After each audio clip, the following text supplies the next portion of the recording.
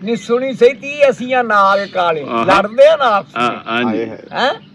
ਵੀ ਤੂੰ ਬੋਲੇ ਨੂੰ ਜਾਣਦਾ ਤਾਂ ਜਿਹੜਾ ਤੂੰ ਬਕਰਾ ਕਰਦਾ ਪੜਦਾ ਫਿਰਦਾ ਕੀ ਤੂੰ ਪੜਦਾ ਫਿਰਦਾ ਵਾਹ ਵਾਹ ਤੇ ਉਹ ਸੈਤੀ ਨੂੰ ਕਲਾਉਂਦਾ ਸਾਡਾ ਵੀ ਅਸੀਂ ਕੀ ਕਰਦੇ ਫਿਰਨੇ ਨੀ ਸੁਣੀ ਸਹੀ ਨੀ ਸੁਣੀ ਸਹੀ ਅਸੀਂ ਨਾਗ ਕਾਲੇ ਪਰ ਸੈਫੀਆਂ ਜ਼ੋਤ ਕਮਾਵਨੇ ਆ ਨੀ ਸੁਣੀ ਕੰਨ ਧਰ ਕੇ ਕਰੀ ਗੌਰ ਜਿਹੜਾ ਤੈਨੂੰ ਜੋਗ ਦਾ ਭੋਗ ਬਤਾਵਨੇ ਆ ਅੱਧੀ ਰਾਤ ਜਦੋਂ ਲੋਕ ਆਰਾਮ ਕਰਦੇ ਅਸੀਂ ਉੱਠ ਕੇ ਕਾਰ ਕਮਾਉਨੇ ਆ ਖੂਆ ਨੈਣਾ ਦਾ ਗੇੜ ਇਸ਼ਨਾਨ ਕਰੀਏ ਜਲਾਂ ਸੁੱਕਿਆਂ ਦੇ ਦਰਸ਼ਨ ਪਾਵੇ ਕਿਆ ਬਾਤ ਬਾਬਾ ਜੀ ਕਿਆ ਬਾਤ ਤੇ ਮੂੰਹ ਵਿੱਚ ਫੇਰ ਦਾਤਨ ਅਸ ਗਫਾਰ ਵਾਲੀ ਮੂੰਹ ਵਿੱਚ ਫੇਰ ਦਾਤਨ ਅਸ ਗਫਾਰ ਵਾਲੀ ਤੇ ਕਦੂਰ ਤਾਂ ਬਾਹਰ ਵਗਾਵਨੇ ਆ ਆਸਨ ਸ਼ੌਕ ਯਕੀਨ ਦੀ ਗੋਠ ਬਹਿ ਕੇ ਚਿੱਤ ਗੁਰਾਂ ਦਾ ਨਾਂ ਚਿੱਤ ਗੁਰਾਂ ਦਾ ਨਾਮ ਧਿਆਵਨੇ ਆ ਤੇ ਹੋ ਕੇ ਨਾ ਖਾਸ ਹਜ਼ੂਰ ਸਤ ਗੁਰਾਂ ਅੱਗੇ ਹੋ ਕੇ ਖਾਸ ਹਜ਼ੂਰ ਸਤ ਗੁਰਾਂ ਅੱਗੇ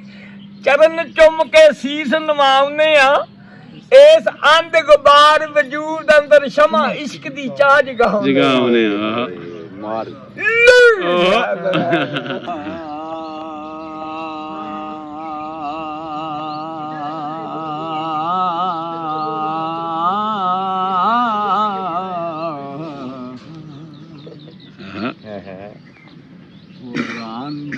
ਗੁਰੂ ਨੂੰ ਆਖਦਾ ਉਹ ਸੁਣੋ ਦਾਤਾ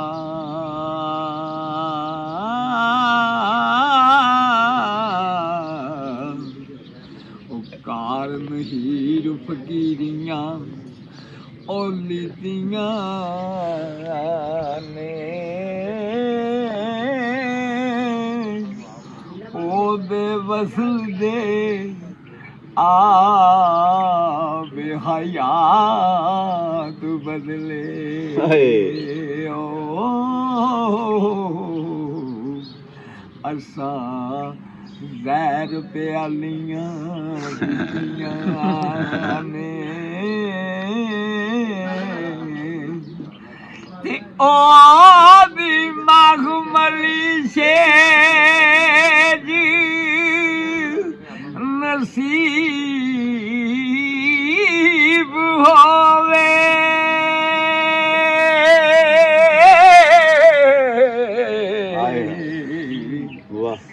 ਇਸੇ ਬਾਸ ਦੇ ਟਾਟੀਆਂ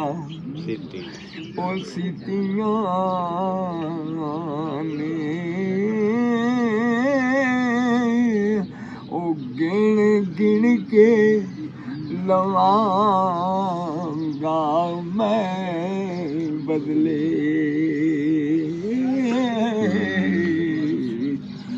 ਵਾਰਸਾਂ ਨਾਲ ਜੋ ਲੋਕਾਂ ਨੇ ਵਾਰਸਾਂ ਨਾਲ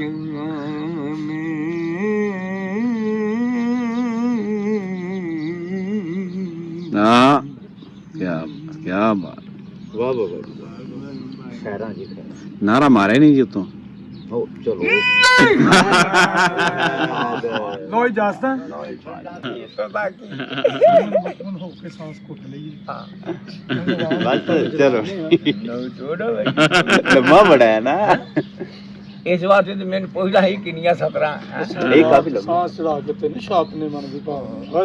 ਇਹ ਵੱਡਾ ਹੀ ਕਲਾਮ ਜੀ ਕਹਿੰਦਾ ਇਸ ਅੰਧ ਗੁਬਾਰ ਵਜੂਦ ਅੰਦਰ ਸ਼ਮਾ ਇਸ਼ਕ ਦੀ ਚਾਹ ਜਗਾਉਣੇ ਪੂਰੇ ਕਲਾਮ ਦਾ ਜਿਹੜਾ ਖੁਲਾਸਾ ਹੈ ਉਹ ਕਹਿੰਦਾ ਹੈ ਕਿ ਇਸ਼ਕ ਦੇ ਨਾਲ ਹੀ ਅਸੀਂ ਸਾਰਾ ਕੁਝ ਹਾਸਲ ਕਰਨਾ ਚਲੋ ਅਗਲੀ ਵਾਰੀ ਸੁਣਾਵਾਂਗੇ ਅਸੀਂ ਰਲ ਕੇ ਸੁਣਾਵਾਂਗੇ ਮੈਂ ਤੇ ਬਾਬਾ ਤੁਹਾਨੂੰ ਭਾਈ ਚਲੋ ਬਾਬਾ ਠੀਕ ਹੈ ਅਗਲੀ ਦਫਾ ਐਵੇਂ ਕਲਾਮ ਤੁਸੀਂ ਠੋਕਣਾ ਤੇ ਤੁਹਾਡੇ ਉੱਤੇ ਇੱਕ ਮੈਂ ਠੋਕਣਾ ਮੇਰੇ ਉੱਤੇ ਤੁਸੀਂ ਠੋਕਣਾ ਚਲੋ ਠੀਕ ਹੋ ਗਿਆ ਵਾਹ ਵਾਹ ਵਾਹ ਅਸੀਂ ਕਿਹੜਾ ਪਾਉ